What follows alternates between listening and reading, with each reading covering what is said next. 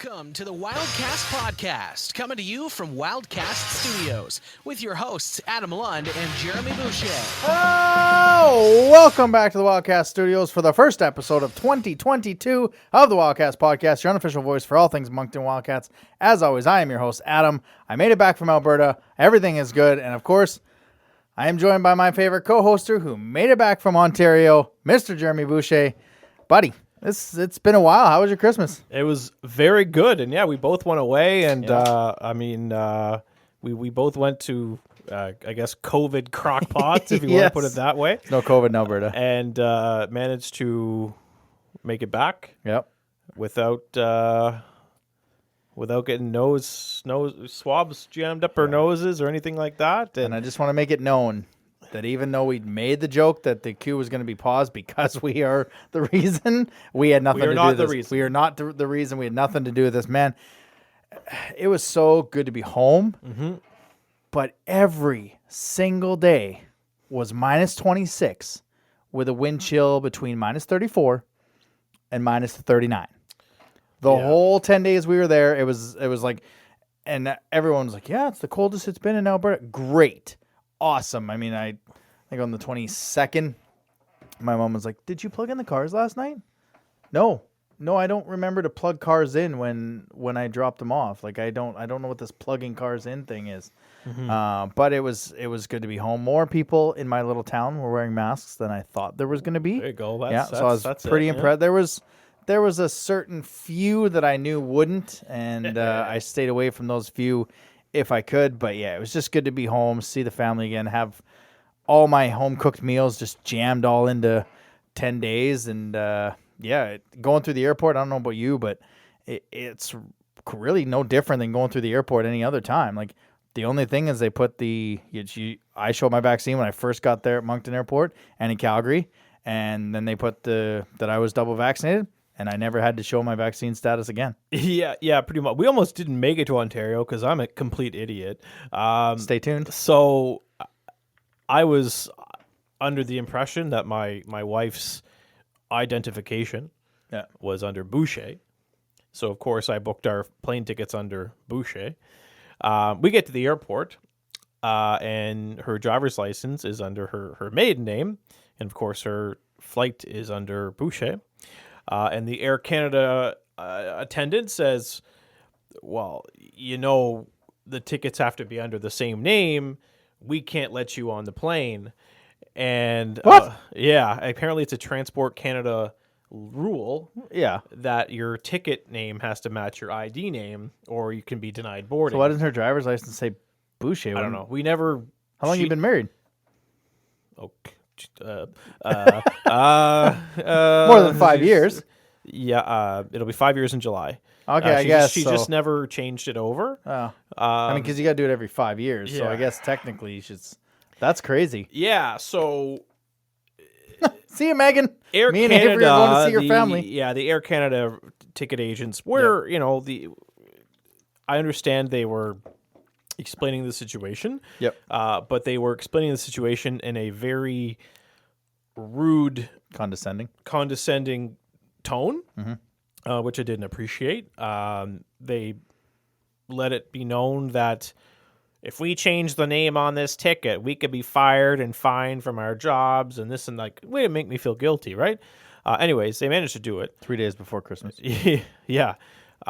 Anyways, so we ended up on the plane, and of course we flew Air Canada there and then Porter on the way back. So I had to call Porter when we got to Ontario and say, yo, change this reservation over. Wow. And so that was, we almost didn't get to Ontario. Let's put it that way. But yeah, we made it. We got there. And then coming home was no issues? Yeah, because I'd changed it over to her maiden name. So great time. Went for a couple skates, played some pond hockey, and had a jolly old time. Unfortunately, didn't get to see Daou play. No. A few games were canceled, and it's kind of that's going to lead into a little bit later. But the whole 50% capacity thing and the COVID numbers, I was really trying to limit the number of people that I saw that I didn't know, if you want to put it that way, because really all we saw was family. Yeah.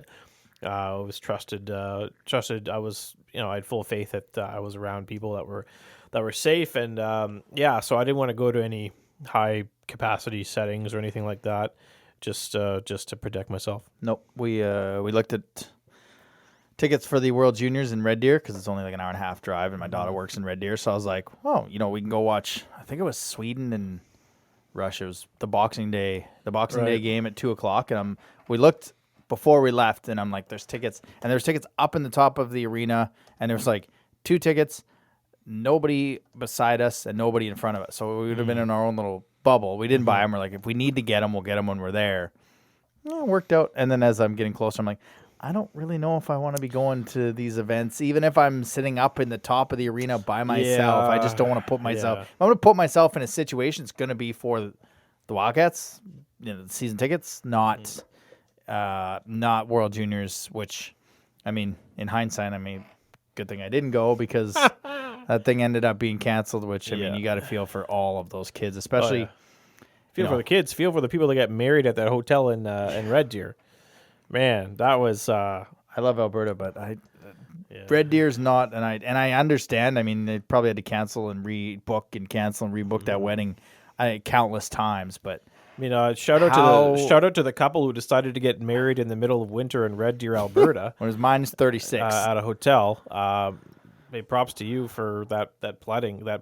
I hope I hope you paid your planner well. Legit, I don't know how you as a IIHF don't book that whole hotel, but that's another story for another day. Have you started watching Amazing Race? Yes. That is crazy that they filmed that thing in 2019. Yeah. People had to shut their mouths for 2 years. Mm-hmm. Like, that is an ironclad NDA, or non-disclosure agreement, NDA. Yeah. And now they're just kind of coming back with it, and we're not going to get too much into it, but I remember watching the first episode, and I'm just like, this is crazy. They had to wait 2 years. Yeah, that's. I had no idea. Because I noticed a lot of masks weren't being worn in the previews, and I'm like, I didn't know it was filmed pre-pandemic, until I started watching the season, and then Phil was like, FYI, like this was filmed before COVID. Yeah, three or four episodes, I think. The next episode is when they tell everybody, like, look, this is happening, and then I guess the teams come back. I'm assuming when the numbers weren't so bad in the U.S.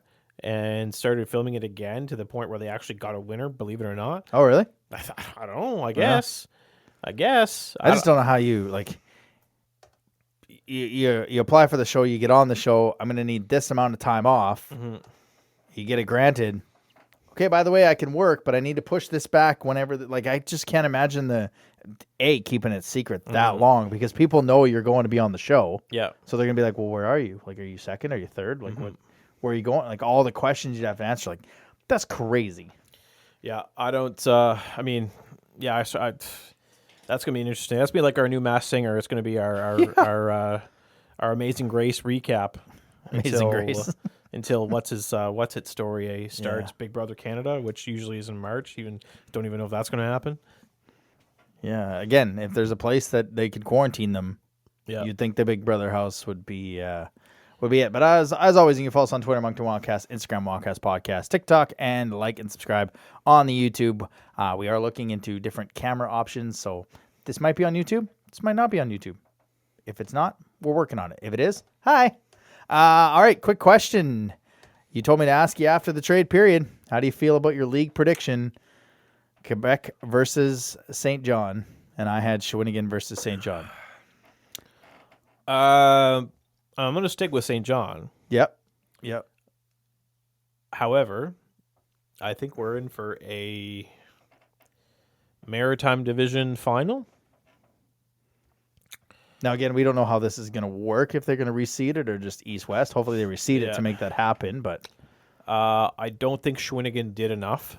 I don't either. And then that's where I was going. I felt good when they picked up the 20-year-old in Dubé. We're going to get into in the news, but when Desnoyers didn't end up going to St. John, I was really hoping he was going to end up on Shawinigan, and then I would feel really good about that pick.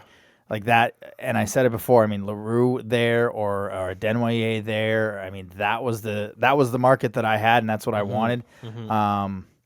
But I don't think they did enough on the back end. I mean, they grabbed Refem Manzoa, but they gave up Pepin to get Dubé. So, yeah, I still feel like they could make some noise if it's East versus West. I still think they might be able to make noise. So I still feel pretty good about it, but I wish they would have done more, and I wish ultimately Denwayé would have ended up in Schwinnigan. Then I'd feel really good about that selection. Yeah, I don't think Schwinnigan did enough. I don't think Quebec did enough. The President's Cup runs through the Maritimes division. Yep.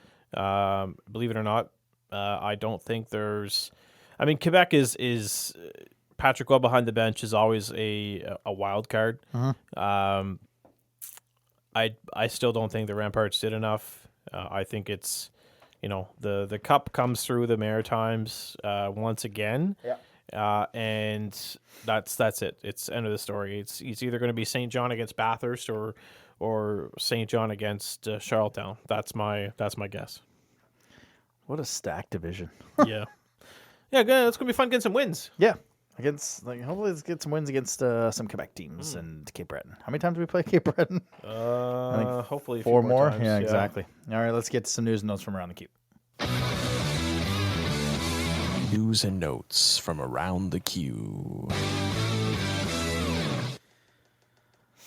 So the reason we took a break is the Q took an extended break, not back until January 14th.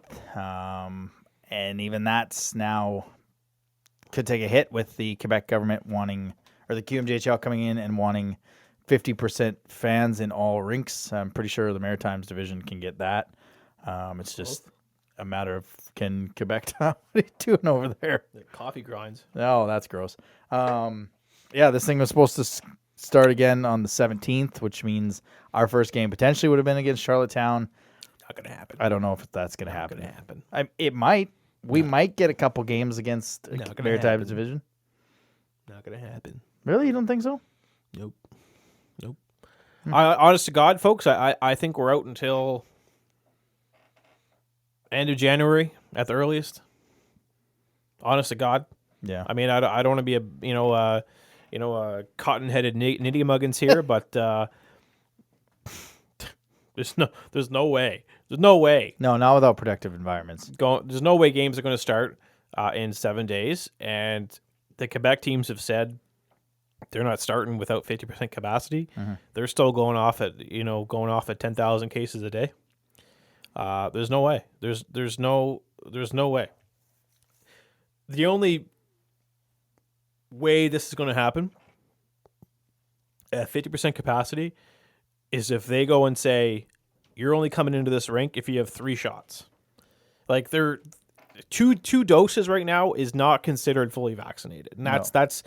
I mean, Quebec has already said that a 3rd dose will be mandatory, and that's the only way I see these fans being allowed back in the rinks is if they have their boosters. And at this rate right now, it's not going very fast in New Brunswick. I don't know about Quebec, but it's We're not going fast enough because this thing is ever changing, and we're trying to keep up with something that's ever changing, and you can't keep up with it, and there's not enough to get ahead of it. So 50% capacity when the only ones allowed in the rink have 3 shots. Yeah, sure, but it's not going to happen before before the end of January. There's no way. There's no way. I just can't see it. Well, that's a downer. I mean, I don't not believe you, and I don't not think it's the same way. I kind of hope we can play at least division games because we've only got 5 of 6 division games lined up when the season's supposed to start. Mm-hmm. January 21st, the only game that we'd have to reschedule would be Gatineau because we got Charlottetown, Gatineau, St. John, Halifax, Charlottetown, Halifax. So, I mean, I would love to see us play, but I don't know how you can have one division play while the other divisions are trying to catch up. I mean, the WHL and the OHL are trying to play with rescheduling games, so that's just a cluster. The OHL every day, there's teams missing at least 3 games, and I mean, good on them. They're trying to get these things in to at least get 68 games. I mean, might be something where the leagues look at each other and go, does 50 games count?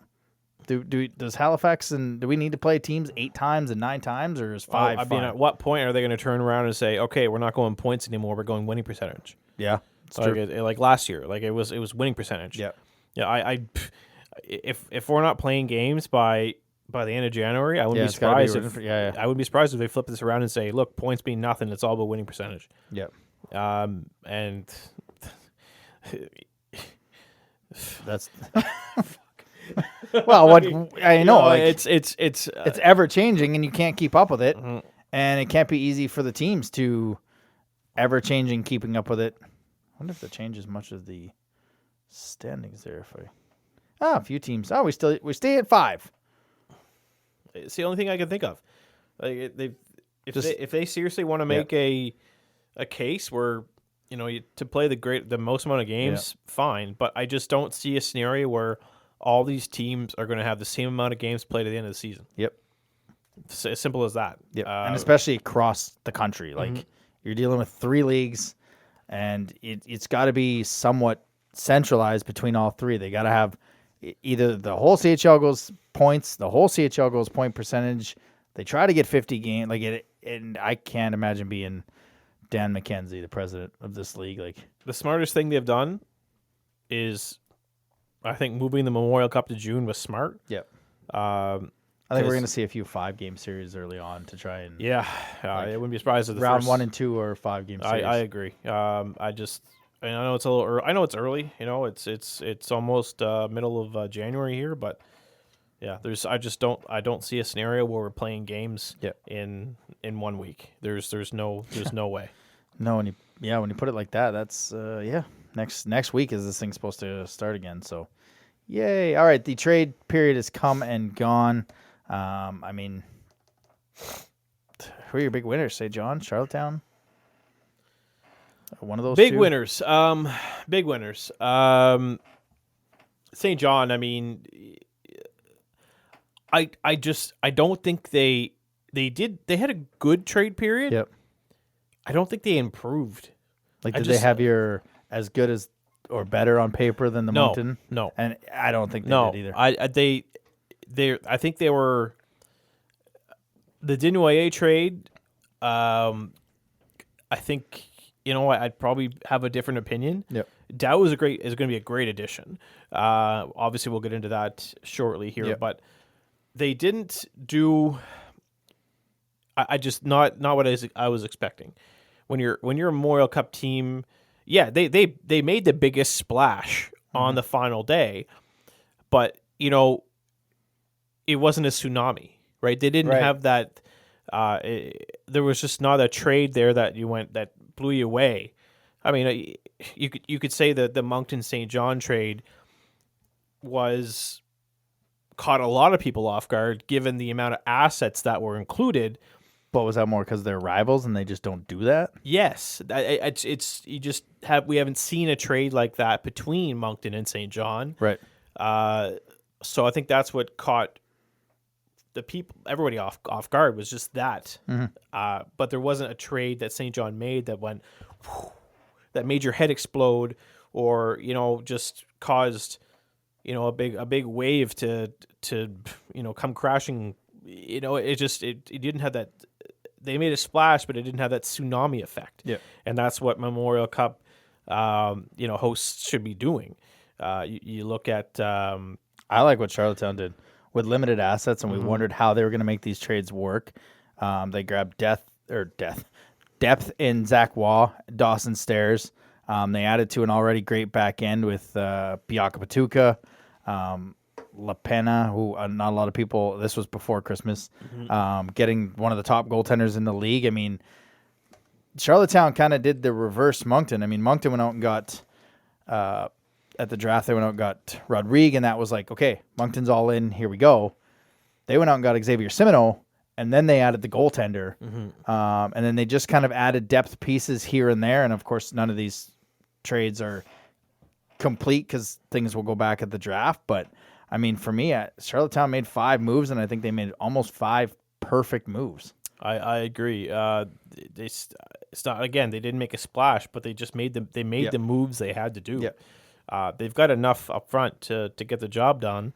It was depth. It was depth. They have probably the best D in the queue, And added.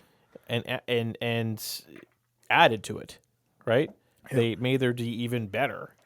And don't get me wrong. I think Bathurst probably got the best defenseman in Tourigny, but Charlottetown got the defenseman that they needed. Yeah. Right, and that's the difference. I mean, yeah, you go and get the best defenseman, but yes, Bathurst needed a power play quarterback, but what Charlottetown needed was that defensive defenseman, like a shutdown guy. Where you got 3 tough lines to play against on the defense. So that was, Charlottetown killed it. Bathurst did really well. St. John did really well too, but like I said, it just not enough to wow me. Yeah. You know who I kind of like that did a lot, but not for this year? Rimouski. Yeah. They added a lot of picks. You're just looking at it. They got a first 3 seconds this year coming up.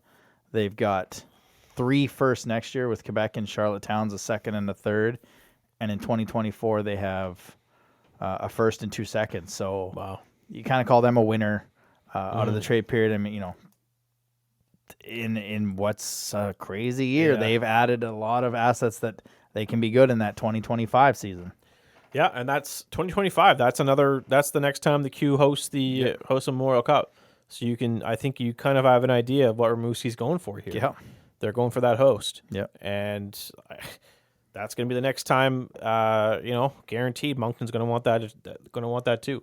So you're going to see Moncton start to, build up those 2023, 2024, 2025 picks, and they started to do that, which I think is that's what you got to do if they're going to bid for this Memorial Cup. Assuming they do, because they didn't get the last one. Well, they're on the right track, and Rimouski's well ahead of them at this point too. So I'll give my opinion, and then I'll let you ask, or I'll let you answer. Which were you more surprised with? Desnoyers didn't move at all, or Justin Robidoux didn't move at all when Schwinnigan was trying to go, or not Schwinnigan. Schwinnigan was going, we thought we're a team, and St. John was going all in. Because I think, obviously, Desnoyers was rumored, even on Hockey Night Canada, to go to St. John. Then Daou kind of falls into our guest lap here in a minute. Yeah. They end up making that trade. Yeah. Was it a case of the price that Cam Russell wanted? Teams weren't willing to pay that at the 11th hour, and he wasn't going to make that deal. He wasn't going to drop his value, which I completely understand. Val-d'Or just gave up so much, and they got a first, a second, and a third this year. So they at least got that back. But which player are you kind of more surprised at? I think I'm more surprised at Val-d'Or, just because that's kind of the MO of teams in the queue is go all in, move your assets to recoup these picks, and he's an excellent scorer that would have fit on a lot of rosters. Yeah. So a month ago, Robidoux came out and he said he didn't want to get traded because he wanted to be loyal to the Val-d'Or organization. Right. Some people said, okay, maybe that's a bluff because there's a specific team he wants to go to. Turned out it was legit. He just didn't want to be traded. Yeah. So the fact that he said that didn't shock me. Right. I think we can all say Desnoyers was being traded. Yeah. But I've said it before. There's something going on between those two teams, between Halifax and St. John. There's some stuff that goes on off the ice that these teams just don't like each other on and off the ice. And I think that's what came down. That's what brought everything to a standstill here. Yep. You had Jeff Merrick leak that Desnoyers trade on Hockey Night in Canada. And I think the fact that he leaked that trade, that was it. That was it. These are trades that are supposed to be, secretive. Mm-hmm. And here he is talking about it on Hockey Night in Canada and then tweeting about it. And I can't remember. I don't think he had names going back, but I think he just he had didn't have names. Right? I was trying to think of it. Even in the tweet, I don't think he had Grenier as part of that deal. No, he didn't. He flat out didn't. Yeah. And I think the Mooseheads ate it up because I went and checked Grenier's Instagram account, and the freaking Mooseheads are following him. Well, why would the Mooseheads follow him? Right? Yeah. They ate up that rumor like that. Yeah. And that's how things die. That's how things go to die. Right? Yeah. It's clearly Bobby Smith or Cam Russell didn't appreciate potentially Trevor Georgie telling Jeff Merrick, because I know those two are kind of buddy, and I think that's what kind of held things up. And you know what, our gain. Yeah, our gain. Let's get into that. Yeah. Let's get into that. Let's absolutely get into that. Weekly Rewind. So once again, as it stands right now, the Wildcats remain 15-10, 3-1, 34 points, third in the Maritimes, fifth in the East, which, if it stays on points, gives us a series against Rimouski. If it goes by point percentage, gives us a playoff series against Halifax. If the playoffs were to start, whenever they start. Yeah, playoffs.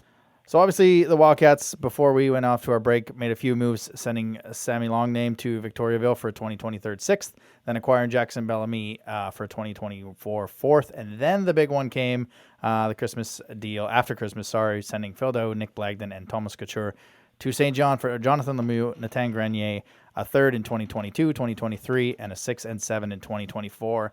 And instead of having us talk to death about it, we decided to bring on, for our annual State of the Team after the trade recap, President of Hockey Operations, Richie Thibault. Thanks for joining us, Richie. Have you gained back your sleep from what you missed on that fateful day? Yeah, you know what? We've been working at that for the last few days, and we're gaining a little bit each day for sure. Picking away at it. You're like, it's like me, Yeah. Yeah. Yeah, it's like when you get back from a trip, jet lag, you're just picking away at day after day. I want to go back to, before we get into the big deal, back to the Bellamy deal. Obviously, the Grossier was the first trade that went out, and a lot of people were wondering why we were moving at 20. We ended up getting Jackson Bellamy. It was getting a veteran quarterback for the power play, kind of a need that you wanted to address at this trade period? Yeah, for sure.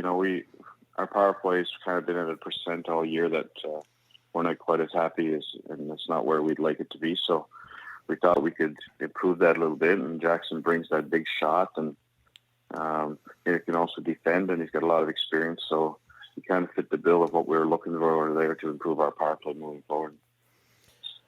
Other than that, I guess the trading De Grossier and acquiring Bellamy, it was kind of quiet, I guess you want to put it like that, until last Wednesday afternoon or evening, if you want to put it that way. We've all kind of heard the story that you got a call from the Senators. I guess kind of tell us about that conversation. Was it how did you react, and who was the first person that you told, or who the first person was that you called after that? Yeah, we around 5 o'clock there the day before the deadline, we received a call, like you said, from Ottawa, stating that there's a high percent that Phil Dow would be returning to junior hockey, and I would know within a few minutes if it was 100%. And I was in a meeting at the time with members of our staff, and then we got confirmation a few minutes later. So then we started deciding and talking about what we're going to do. Or do we just keep him and kind of ride that out? And so it would be a great addition, or do we look to move him and see how we can use that asset and help us in the future? So we spent time looking at that, and then we decided and said, put a price on it, and let's see if there's teams in the league that are interested at that price. And if there are, we'll move forward. If not, Phil was very prepared to come back and spend the rest of the year in Moncton. So I like how Jeremy says it wasn't an active trading period. I'm sure that your phone was ringing. As you say, you have a few files going on, but you weren't actively pursuing anyone, letting teams come to you. Just what is that like when, how close were you to making, a few other small, minor detailed deals? Because, I told Jeremy off air, and I've seen it on Sean's article. I don't think this team actually in a year or two of a rebuild has subtracted all that much. I think what you've done is be able to make this team maybe a little bit better. I really like what you've done. How close were you to, making a few other smaller deals? Well, we were close on a few other deals. I wouldn't say necessarily that they were all small, but Right. there were some that were very close that, we had set our price and we weren't going to move off of that because we were very happy with our team, and we were well prepared to go with the existing team the rest of the year. So unless we got what we thought was fair value, we weren't going to move. And in a couple of cases, that's exactly what happened, is that we wouldn't settle, or we just keep the assets and move forward. So that's what we decided to do.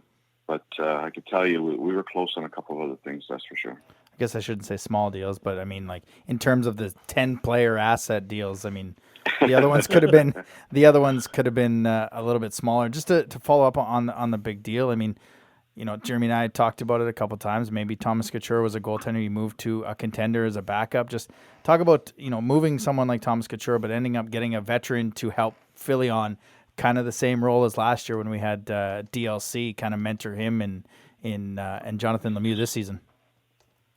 Yeah, we were adamant that we always want to have two good goaltenders that can compete and give you a chance to win every night. So, we weren't really looking to trade Thomas Couture. Thomas came in and did an excellent job for us. So, trading him wasn't really an option until we got into the Phil Daoust trade, and it became a necessity of that trade to be able to pull that off. So, right. But it's not something that we had planned to move him, that's for sure. But when the opportunity arose that we had to trade him, we definitely wanted a veteran in return, and St. John happened to have some, so we were able to make it part of the same trade, and we're very fortunate that we've got two good goalies that we were confident in and we can put in every night and give us a chance to win.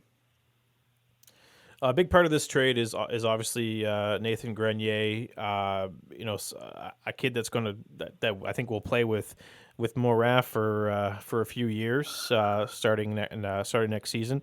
I guess for anyone who's not familiar with him, what do you see him bringing to the team?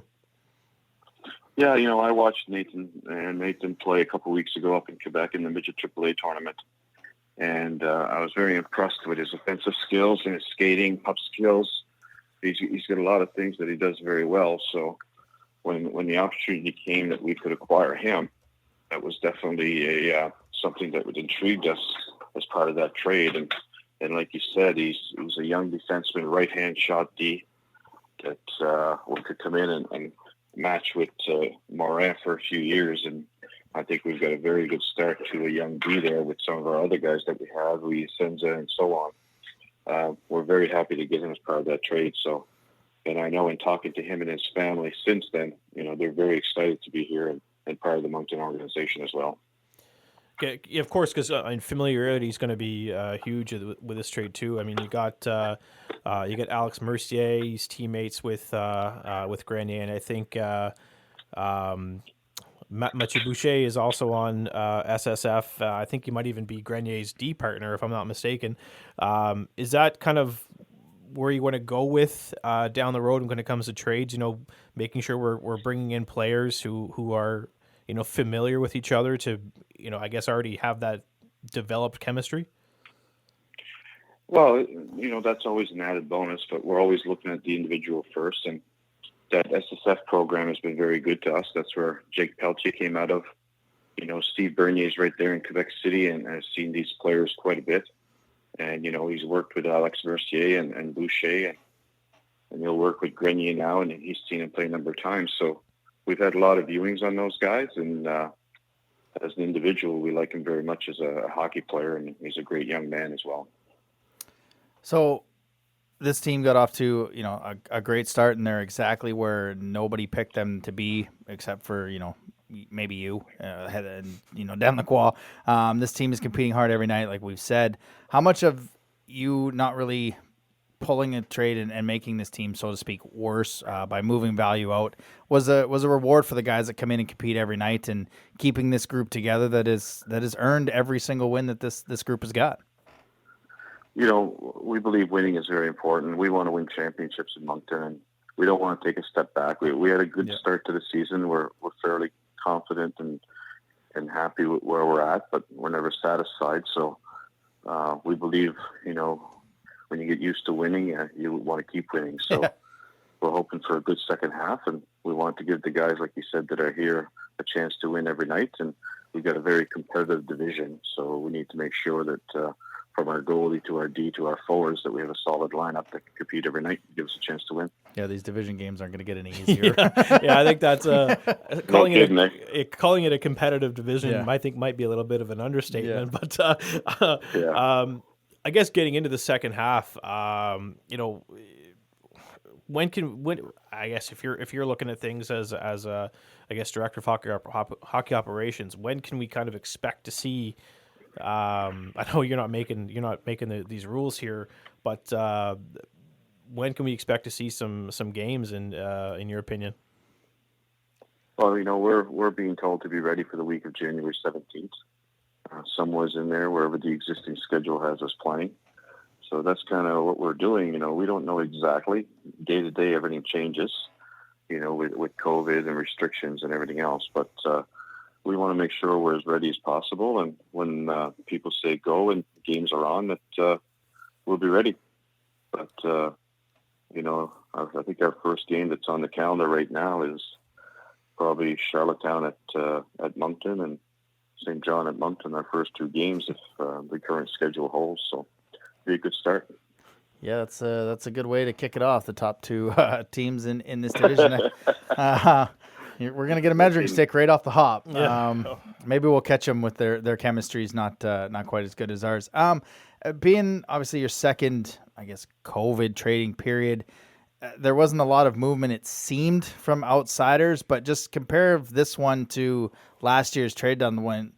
Was it a little bit? How much different was it knowing that we have a regular season where we're playing Quebec teams as opposed to last year was just kind of all in division, or is it all a different entity every trade period? Yeah, it definitely was different. This trading period went from busy to quiet to extremely busy. Yeah, there's a lot of quiet time, it seemed, when teams are trying to decide what to do and where we're actually going with the season. There's a lot of trades, but not as much as normal. But like you say, there was definitely some quiet time. But then all of a sudden, the last few days, I think there was a lot of activity. That's for sure.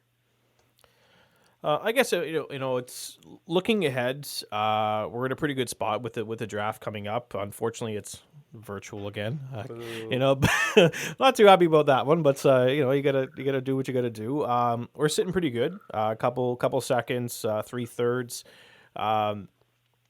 I don't want to make any predictions here. Can we see? Do you think any feasible movement could be made on the Wildcats' part to get into the first round? I know you like your picks, but I know you and Alex like your picks, but the assets are accumulating there.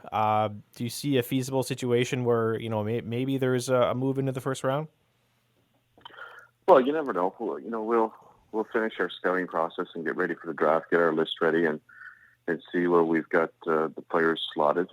But right now, like you said, we've got 2 second-round picks, 3/3, and lots of other picks this year. So Alex never wants to get rid of the pick to move up a little bit, but it's we've got a lot of picks the following year too. We got 2 first-round picks in 23. So I think we've got the assets and stuff to be flexible, and our goal would be to draft the best players and hopefully put a couple of them in our lineup next year, just like we did this year with Moran and now Mercier joining us after Christmas. Yeah, it's not too often you're not hitting on all these picks that you're needing to use, whether you're using a scouting staff or moving up and down the draft board for yourself. Like I said, it was an excellent trading period for Moncton. I told you that. Just talk about the one tough part about this, and that's Jake Stewart being on waivers. He's now got a chance to go for a championship in Summerside, but obviously when you acquire Bellamy and then you acquire Lemieux, ultimately he's on the outside looking in. Just talk about what Jay Stu meant to the Wildcats. Yeah, putting Jake on waivers is definitely one of the toughest decisions I've had to make, in my stint here, that's for sure. He's a kid that's been with us we drafted him, 4.5 years ago, been with us on our team 3.5 years, an affiliate the year before, and played his 10 games as a 16-year-old. So he's been around, he's been a true Wildcat. He's a player that gave everything that he had. But like you say, sometimes this is a business and you have to make those tough decisions. And I can tell you that, where we ended up is not the plan that we had in place, but that Phil Daoud thing changed a bunch of stuff. So we had to make the trade. We had to make a tough decision, and it's kind of what you have to do sometimes. But great kid, great player, gave us everything he had, and it was definitely a tough call to make in the day of the trade deadline. Yeah, I was actually talking to Layla, and he's the last original Moncton Wildcat from when we moved here.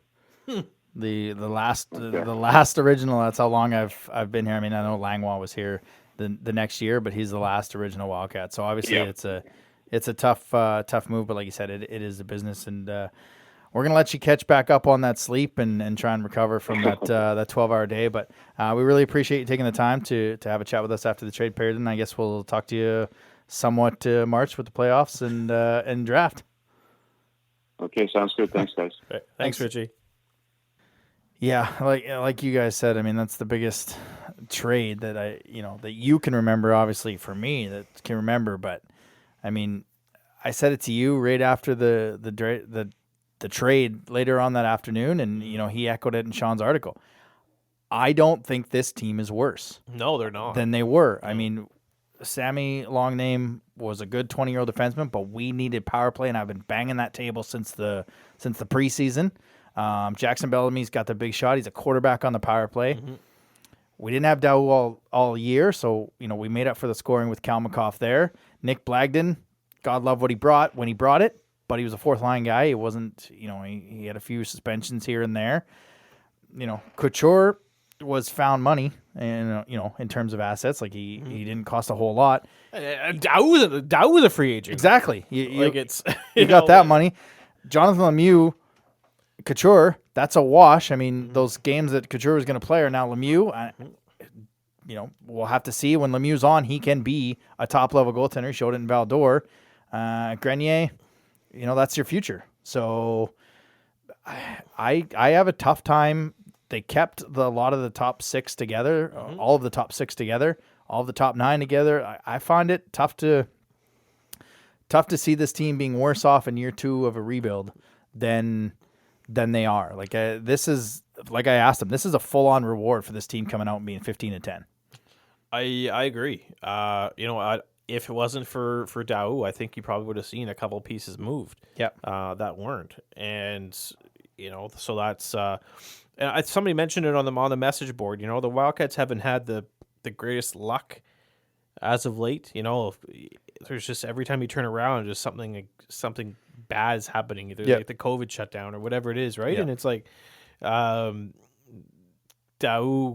being sent back and using him as an asset finally is something to be, I guess, proud of or pumped up about. Yeah. It sucks to see him go, but at the same time, he wasn't on your roster. Yeah. You didn't expect to get him back. It was like one of those, it fell in your lap and you turned it around and, rolled it into a nice little ball and played around with it. It's like you're like a toy. Yeah. A brand new toy as a kid. You want to play around with it for a bit. And the day of or the night before, right? Like it's not even like Richie was sitting on it over the trade period and it was rumored or anything like that. Like it was, he probably, like he said, had a few irons in the fire other places, and then you find I don't know how, like when we had Santa Claus and asked for Memorial Cup, he didn't deliver. No. I don't know what Richie did to get Santa Claus to deliver Daou. Yeah, we didn't to get these assets. I mean, you find this out like what? 5 p.m. on Wednesday night. Yeah. The trade period's over at 1 p.m. What is that? 12 hours? No, 18 hours. something like that. Yeah. No, yeah, something like that. Yeah. My math is terrible. Yeah. That's why we're not in school. Yeah. So that's got to be like the craziest 12 hours in Richie's life, where it's one, you're trying to work on this, you're trying to work on that, all of a sudden your phone rings and it just it just turns your trade period around a complete 180. And I think we hit it. I think what St. John got is good. I think what we got is good. I think it's a fair trade. Yep. And I hate when people turn around and they say, "Oh, this team won the trade," or "This team won the trade." I think both teams win this trade. Yeah, short term and long term. Yeah, short term, St. St. John John wins wins the big trade, time. yep. Long term, I think this is a complete home run. Yeah. If you want to call, you want to say, okay, well, Couture and Lemieux balance each other out 1 for 1. Okay, cool, that's fine. Yeah. We'll take that all day. Yeah, you want to say that, maybe Nick Blagden's worth that. Maybe he's the 2024 6 and 7. I wouldn't say he's worth 2 picks. No, but if I you would say if you equal these out, yeah. like, Let's say he's worth he's he's that level. Let's say Nick Blagden is the 2024 7th round pick. Yeah. Then you've got 4 assets for Daou. Done. Yeah. It's a good trade for both teams. If St. John wins it, you might want to say they win the trade, but I wouldn't even go that far. I think it's a good deal for both teams. I wonder if it's Trevor's going to help, or Richie's going to help Trevor out now, and then when we're looking at a Memorial Cup, maybe Trevor just helps us out a little bit, right? If we, I don't know, but let's see if Trevor's still around in a few years. The thing that Jerome Brube talked about, and it was talked about all on Twitter when they acquired a goaltender and moved on a goaltender.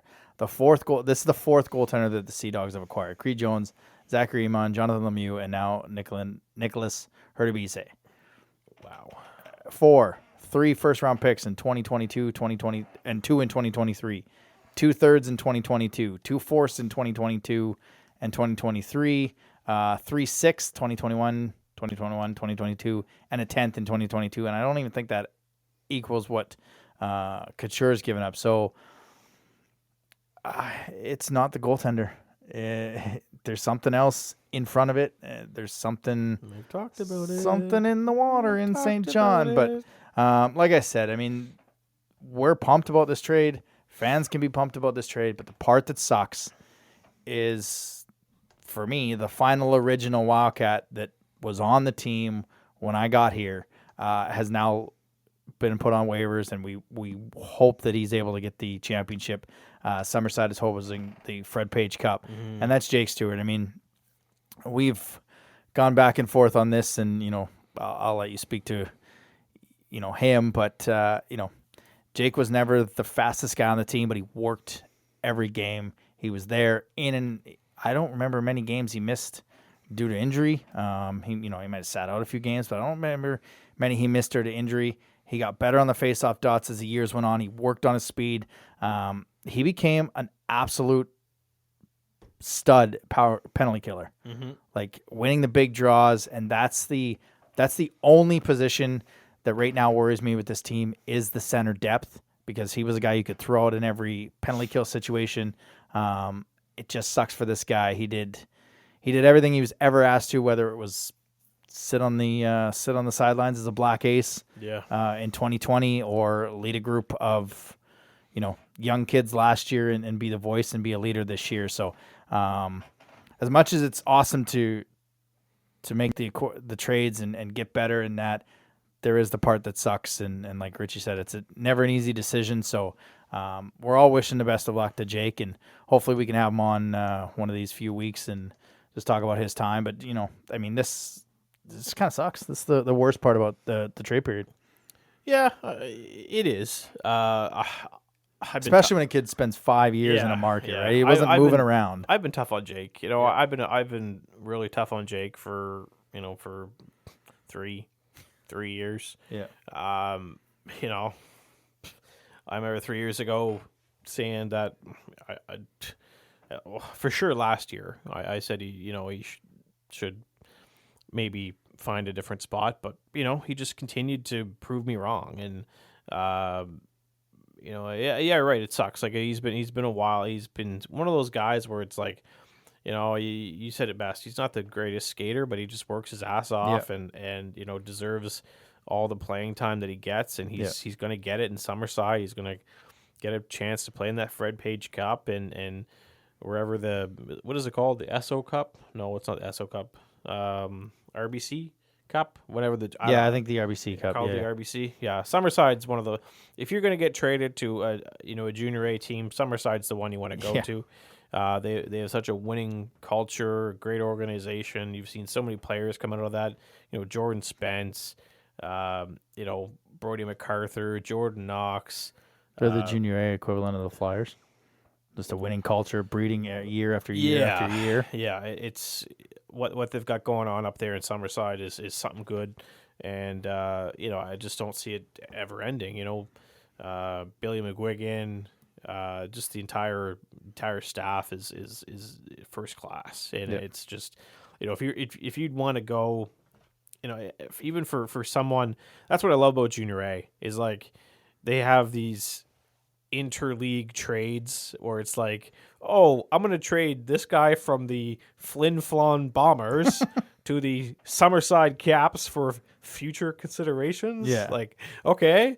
And then 5 years down the road, oh, buddy from Summerside's going to go play in Flin Flon, Manitoba. Yeah. Okay, cool. That's the nice thing. I love that about Junior A. It's like, I'm going to send this guy from the Powassan Voodoos to the Amherst Ramblers for future considerations. And then 10 years down the road, buddy right now who's playing Tibbetts hockey will be drafted by the Amherst Ramblers, but he's going to decide to move to Manitoba. But he's going to be a difference maker. Yeah, and he's going to be playing defense in Timbits, and he won't even know that in 10 years time, he's going to be traded from the Amherst Ramblers to the Powassan Voodoos, and that's going to be, I think Voodoo's got a good one.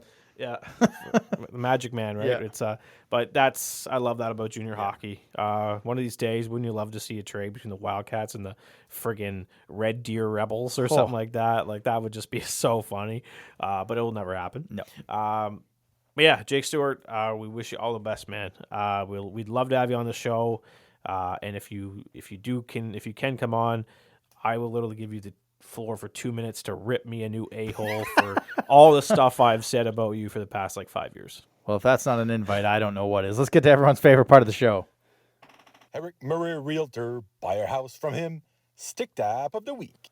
Thanks, Johnny. Yeah, Johnny. So last Thursday was a trade deadline. But on that trade deadline, I spent the entire day at the hospital. I got there at about Seriously? 10. Yep. I got there at about 10 o'clock in the morning because my wife woke up that morning with some, well, they were COVID symptoms. Chest pains, high heart rate, coughing, you name it, she had it. Body aches. Really? Oh, yeah. Huh. And they had developed, it wasn't just an overnight thing. Like she was in pain for a couple days. I think it started on the Tuesday. Yeah, but the Thursday morning, it was bad. So I took her to hospital, Moncton Hospital. And, the thing I hate about the emergency room is you literally sit there for hours and hours and hours and hours. Yep. Obviously, first thing they did was the whole COVID testing thing. Came back negative. But yeah, we ended up being there from probably 10:30 in the morning till 10 o'clock at night. But because it was like chest stuff and heart stuff, they gave her like a cardiogram. They gave her chest x-rays, blood work. But as much as I hated the wait, what I appreciated was them kind of covering every base. Yeah. Right? Not just saying, oh, look, you have a pneumonia. Take these meds and get the hell out of here. Yeah. They took the time to, they gave her a chest x-ray. They did some blood work. They gave her a cardiogram. They made sure that it wasn't anything heart-related that could be life-threatening or life-altering, life-changing. So as much as waiting 12 hours at a hospital sucks. Yeah. On trade deadline day. On trade deadline day, when your phone is literally beeping every 2 seconds because you have La Lancette's tweet notifications on. I do have to applaud the emergency room staff at the Moncton Hospital for doing that. Like giving us that reassurance that everything was okay. It wasn't anything wrong with her heart or her lungs or her kidneys or what have you. They covered every base. So yeah, it was bronchitis. Ain't nobody got time for that. Anyways, now. Yeah, so I got bronchitis. I went downstairs to get me a cold pop. I thought somebody was barbecuing. I thought, oh, Lord Jesus, there's a fire. Yeah, that is one of the best videos you'll ever see. I ain't gonna talk about that. I got bronchitis. So bronchitis. They just gave her some meds and a couple puffers. So now we're puffer twins. Because I have asthma, of course. That's just the fact that they took the time to make sure everything was good with the internal organs.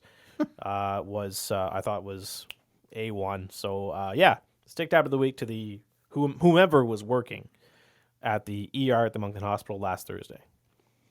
The Stick Tap of the Week, sponsored by Eric Murray Real Estate with the RE/MAX Avante team. If you're looking to buy or sell a home in the Greater Moncton or surrounding area, make sure to check him out on social media or give him a call at 506-863-8802. Isn't it so wonderful to live in Canada for that reason alone? Do you imagine she's got all this and they're like, we're going to do a cardiogram. We're going to do this. We're going to do this. Yeah. Here you go, Mr. Boucher. Here's your $280,000 bill for all these tests. Oh, your insurance covered most of it. You still owe us $3,000. Yeah. Like, no, Here is thank my left testicle. Here is my right testicle. Yeah. Also, here is my penis. Because I'm done. Yeah. All right. That brings us to the Rosemary Lynn Massage Wildcat of the Week. They're back as sponsor for another season. Right now, both Angelina and Nicole are accepting new clients, and they now direct bill. Just give them a call at 506-830-1224. With no hockey over the past couple weeks, I'm going to do what I did last year when we had no hockey. I'm going to give this award to the hardest worker in the past few weeks, and that's General Manager and Director of Hockey Operations, Richie Tebow. I mean, the way he improved this club for not only the second half, but moving forward. I mean, like you said, we got 2 seconds, 3/3. He likes his picks. Alex likes his picks, but, we kind of went over it. I don't see, other than center, where this team got worse going into the second half. We got goaltenders are pretty even. We got that big power play quarterback in Bellamy, and, we didn't have to give up anything in our top 9. So for me, it's Richie.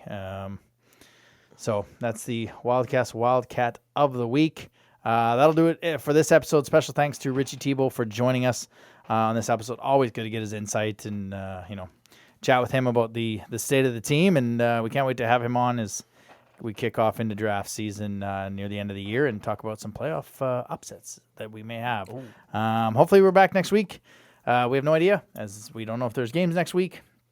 If there's nothing to talk about, yeah, maybe we'll do it can be a pop culture podcast. Oh, that'd be fun. Yeah. People just like to hear us talk, right? We can. We could literally talk into a microphone for an hour. Yeah. It not being about hockey. Yep. And we could have people tuning into our show. Probably. Well, we'll see if we can do that next week. Oh, if there's no hockey. Yeah, exactly. And maybe you'll get ripped by Jake Stewart, but we'll have to see. Yeah, we'll see about that. This episode was dedicated to our TV grandma and our TV dad that we lost this past couple weeks. Bob Saget and Betty White. They made you feel like your grandma. They made you feel like you were watching your dad. It's tough. Have a good week.